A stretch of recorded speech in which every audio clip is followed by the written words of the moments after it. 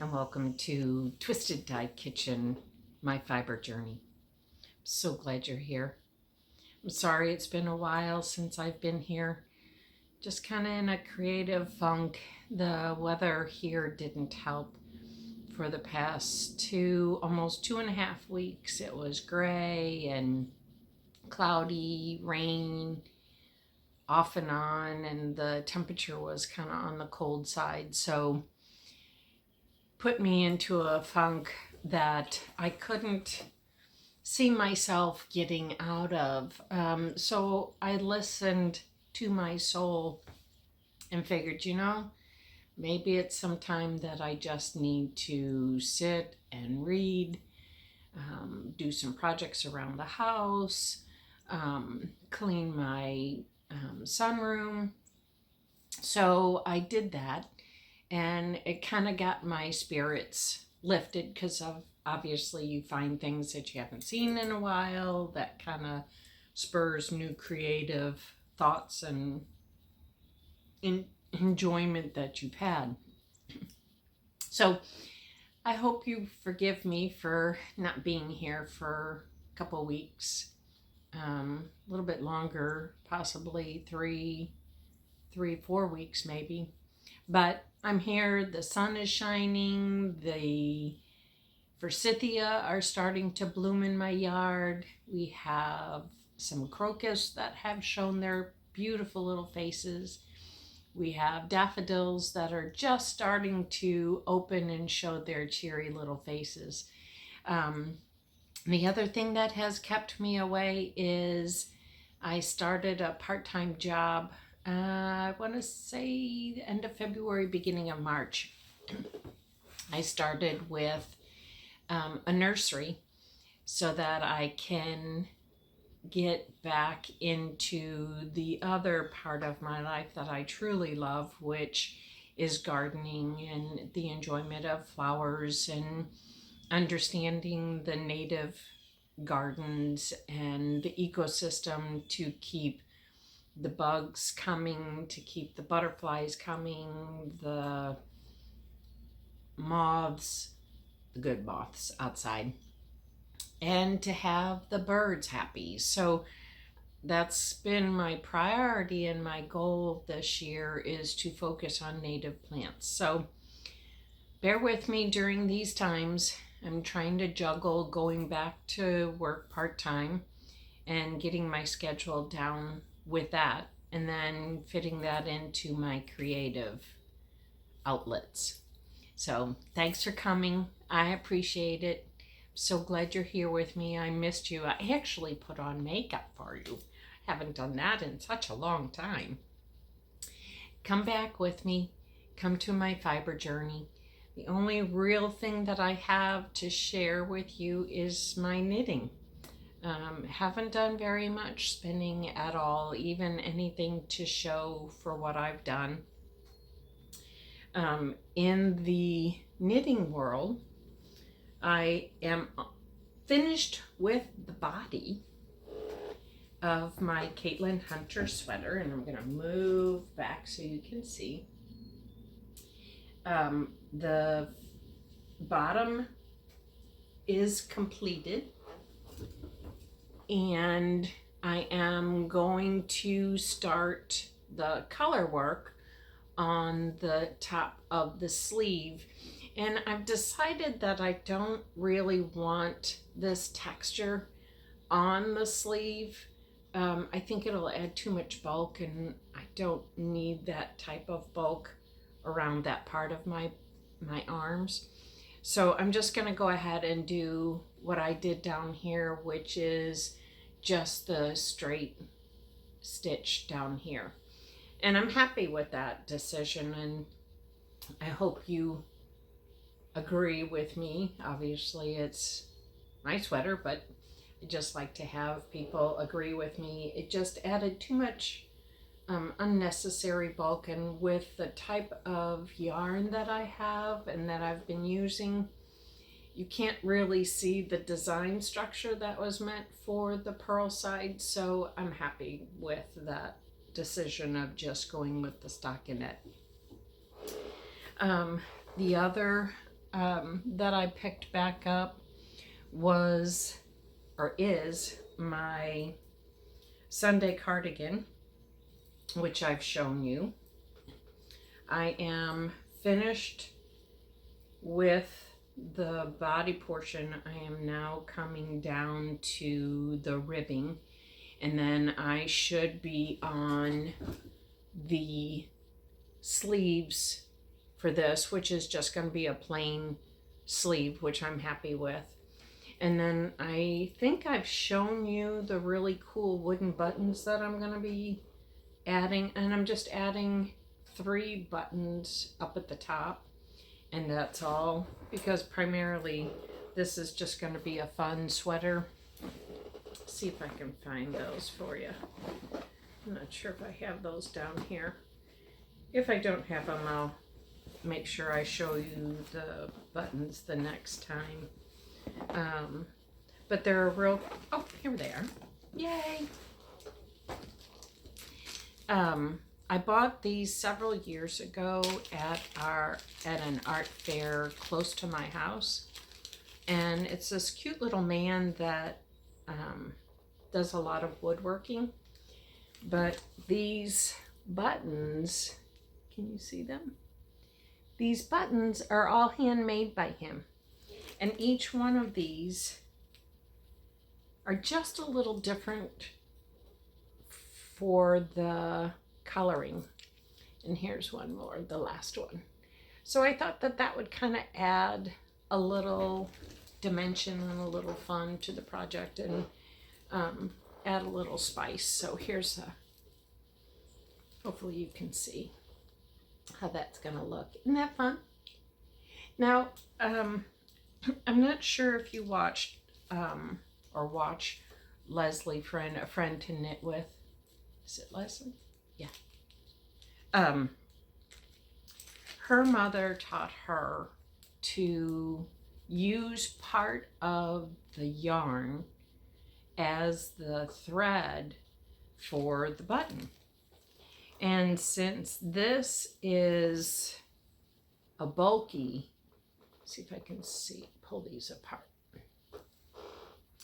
There's several strands. See, there's that strand right there. That's what I'm going to use to stitch the sweater, stitch the button to the sweater. I thought that was a fantastic idea.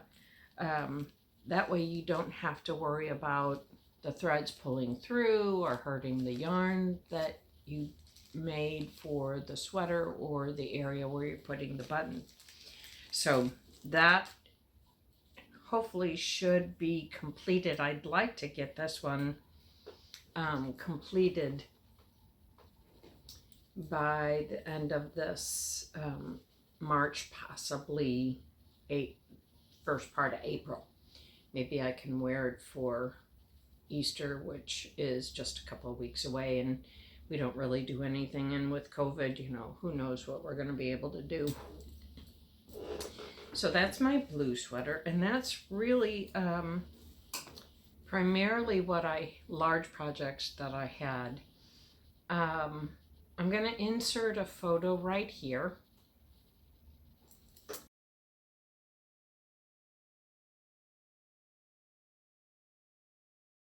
So the green portion was hand dyed with lime Kool-Aid, and then I hand spun that, had it for a long time, didn't know really what to do with it, and then lo and behold, I had a little granddaughter, so that's what I decided to do. She had it in time for St. Patty's Day, and then she'll have it for Easter. So she'll have a little Easter bonnet.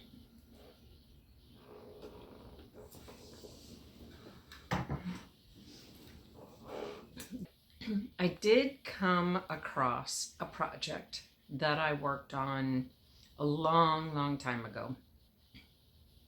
I don't know if a lot of you know, but I am, or was considered, an advanced applicator. I did a lot of hand quilting, a lot of piecing with applique. Primarily my focus was applique because it to me is much more forgiving. I was not very good at machine piecing, so if I had machine piecing, it was very minimal, and then the applique went on top of it. Applique is a very long process to accomplish a quilt top. And a quilt top is really the top portion of the quilt. Then you have the batting, which goes in the middle, and then you have the backing. Some of my quilt tops took over a year to complete. Some of them are still in the little 12 by 12 or 18 by 18 quilt pieces. The last the last applique piece that I did, which pretty much put me over the edge, was 16 by 18 block, okay? And there was over 220 some odd pieces to apply to this block. Now you're saying, holy cow. Now some of these pieces could be this big. I mean, that's small. And what you did is you built from the base up. So that I think probably did me in for the applique. I took a very, very long break from applique, and I started with paper piecing. I'm not sure if anybody is aware of what paper piecing is, but I came across, as I told you, that I started to clean, and when I cleaned, I found some of my older projects. And here is what is considered paper piecing. So you have a kind of a cardstock shape that's very precise in its cut, and you can buy them already pre-cut, or if you have some fancy machines that could do that,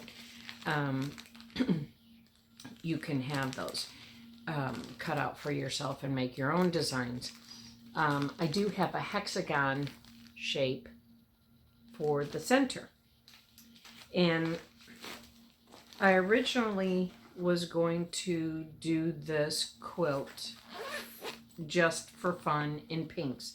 And if you all know, I'm not a pink girl, never really have been, but all the different little strips of pinks I collected over a couple of years. So it was kind of refreshing to see some of these older pieces that I had. And then this is the joining piece that I wanted to keep it just very simple and just focus on the overall design. Sorry for the tinkle. But here's what I have so far. And paper piecing to me is very fun, very easy. So what I thought I'd do, since I have a granddaughter now, I already made my grandson a quilt, so don't worry about that. I'm not cheating my grandson ever. So, but I came across these, and what I'm going to do is I'm just going to go ahead and keep going. And I'm going to keep working on, isn't that cool? Love that design. That's a very cool piece of fabric. And I'm just going to keep working on these. The only problem that I have is I have to dig, and I think I kept it because I knew this fabric. I don't know if I have any more of this centerpiece, but I'm almost positive I kept that fabric because I knew it was for this quilt that I would eventually work on. I just have a small piece of it, but obviously not enough. But primarily too, I don't know if anyone suffers from arthritis or the beginning when your hand wears out from knitting so much. This blue, since it's out of bulky yarn, really kind of bothers my hand after a while, so I can only really work on it for about an hour, maybe 2 at the most, if I don't take time to stretch. But I wanted to get back into just a little hand piecing and hand stitching. My applique skills have taken a nosedive. Hi, baby. Here's my big baby. And I don't necessarily want to get back into my applique, but yet it is a big part of me.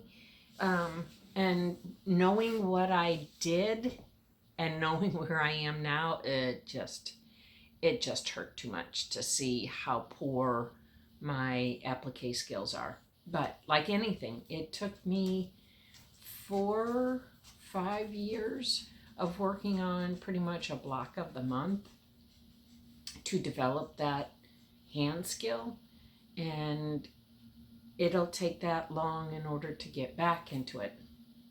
But the one area of quilting that I really enjoyed the most was the hand quilting. I really enjoyed that. It was very therapeutic to me. I don't know if anybody is aware and listening to this, if you're aware of Suzanne Marshall. She is an award-winning appliquer, quilter, hand piece, everything she does is, or did at the time, was all hand done. And she taught me, she never has a quilt frame, ever.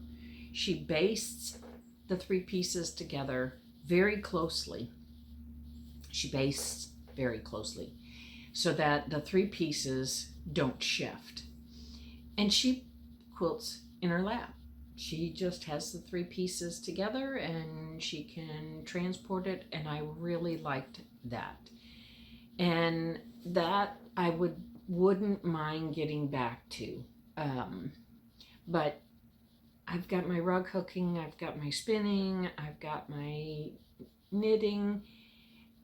You know, there's only so much time you can do, but it's the portability of the energy that we put into our craft that's important to me. It has to be able to be put into a bag, put into a suitcase, and travel with me. I hope that this little segment, short segment, doesn't disappoint anyone, that shows what happens when our creative mojo leaves us. It's sad in one breath, but in the other breath, it gives you time to take those different journeys, whether they're fiber journeys, whether they're nature journeys, whether they're just journey of the soul. Keep in mind to be gentle with yourself, to be kind to yourself, be kind to other people. There's so much in the world that is not kind right now, and during this time of the year, which if you're religious, this is the Catholic Lent period, and get back to the basics of being kind to each other, being courteous, being respectful.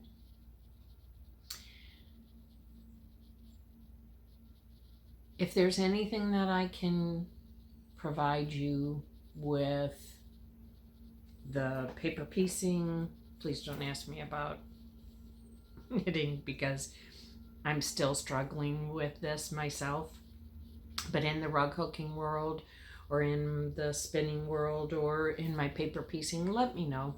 Just send a comment below, subscribe, to the channel would be awesome. I would appreciate it. I've gotten some new friends and I'm really excited about that, and I really enjoy that. So I hope you have a wonderful day.